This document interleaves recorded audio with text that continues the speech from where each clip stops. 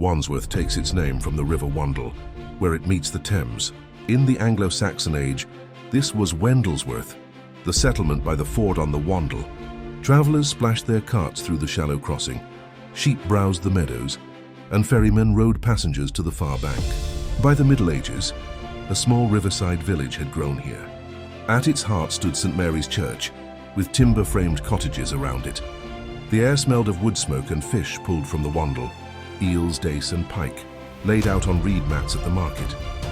Along the riverbanks clattered watermills, grinding grain, hammering cloth, even powering early ironworks. A miller in a leather apron shouted over the rush of water, his boys hauling sacks of corn to the hopper.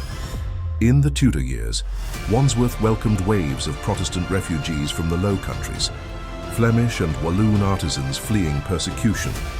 They brought new skills in cloth dyeing, felt making and metalwork, setting up vats and workshops along the Wandle. The reek of wet wool and the sharp tang of dyes drifted over the fields, with bright cloth stretched out to dry on the grass.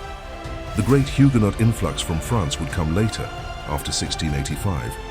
But Wandsworth's industry was already laid down by these early settlers. By the 1660s, Samuel Pepys himself rode out here to drink the Wandsworth spring water, praised for its healing qualities.